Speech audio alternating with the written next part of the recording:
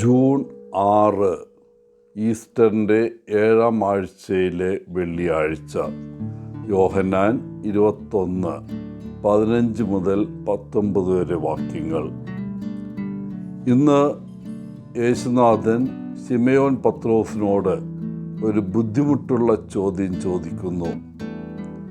അവൻ പത്രോസിനോട് ഇവരെക്കാൾ കൂടുതൽ യേശുവിനെ സ്നേഹിക്കുന്നുണ്ടോ എന്ന് ചോദിക്കുന്നു.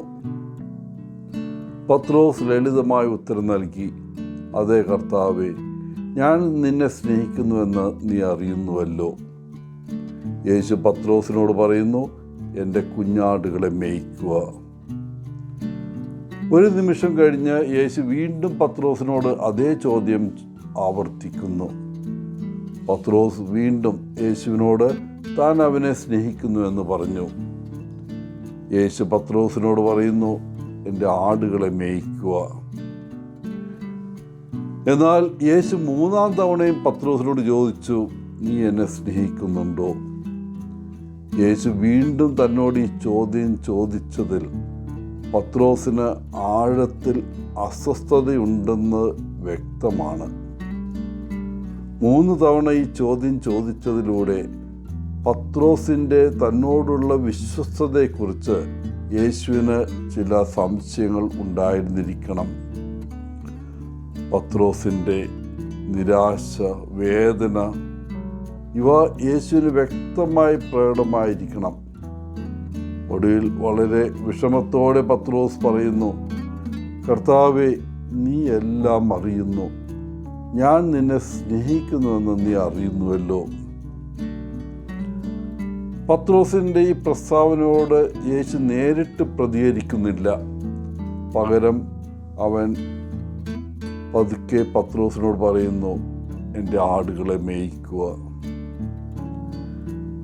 യേശു പത്രോസിനോട് പറയുന്നത് തനിക്ക് പരിചിതമല്ലാത്തൊരു പുതിയ പാതയിലൂടെ അവനെ നയിക്കുമെന്നാണ്. ഭാവിയിൽ പത്രോസ് ആയിരിക്കില്ല നയിക്കുന്നത്, പകരം അവൻ നയിക്കപ്പെടും. അവൻ പോകാൻ ആഗ്രഹിക്കാത്ത സ്ഥലത്തേക്ക് അവനെ നയിക്കും. യേശുവിൻ്റെ പ്രസ്ഥാനങ്ങളെക്കുറിച്ച് എന്ത് പറയണമെന്ന് പത്രോസിന് അറിയില്ലായിരുന്നു. ചിലപ്പോൾ യേശു നമ്മോട് എന്താണ് പറയുന്നതെന്ന് നമുക്ക് മനസ്സിലാകണമെന്നില്ല.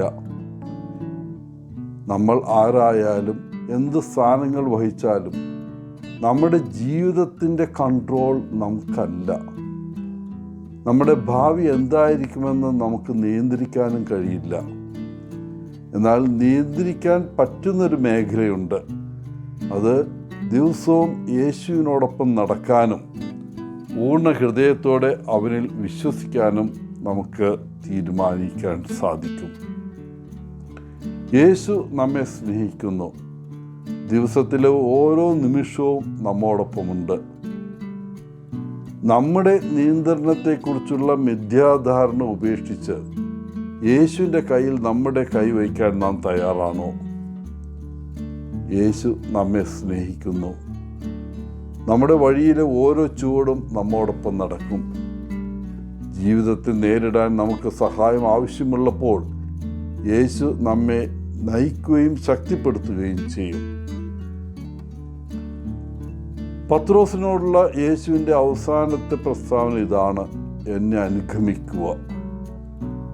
യേശു ഇപ്പോൾ പിതാവിൻ്റെ അടുക്കിലേക്ക് മടങ്ങിപ്പോകുന്നതിനാൽ തൻ്റെ ആട്ടിൻകൂട്ടത്തിൻ്റെ നേതൃത്വം ഏറ്റെടുക്കുന്ന ഒരു നല്ല ഇടയനെന്ന നിലയിൽ പത്രോസ് തൻ്റെ കാൽ ചുവടുകൾ പിന്തുടരണമെന്ന് യേശു തീർച്ചയായും ആഗ്രഹിച്ചു. ഇപ്പോൾ യേശുവിനോടുള്ള തൻ്റെ സ്നേഹം പത്രോസ് പ്രഖ്യാപിച്ചതിനാൽ അവൻ ആഗ്രഹിക്കുന്നത് ചെയ്യാനോ അവൻ ആഗ്രഹിക്കുന്നിടത്തേക്ക് പോകാനോ ഇനി സ്വതന്ത്രനല്ല. ഇനി മുതൽ അവൻ തൻ്റെ യജമാനായ യേശുവിൻ്റെ ഒരു അടിമയാണ്. തൻ്റെ യജമാനൻ ചെയ്യാൻ ആഗ്രഹിക്കുന്നത് അവൻ പിന്തുടരാൻ പോകുന്നു. അവൻ്റെ പ്രവൃത്തി ഇനി യജമാനൻ്റെ പ്രവൃത്തികളായിരിക്കും. പ്രിയപ്പെട്ടവരെ, ഇന്ന് യേശു അതേ 2 വാക്കുകൾ നമ്മോട് പറയുന്നു, എന്നെ അനുഗമിക്കുക. നമ്മൾ അവനെ അനുഗമിക്കുമോ?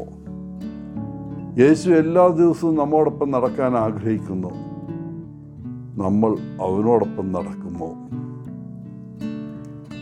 എല്ലാവർക്കും നല്ലൊരു ദിനം ആശംസിച്ചുകൊണ്ട് ഒത്തിരി സ്നേഹത്തോടെ പോളച്ചൻ CSSR ഫ്രം കേരള.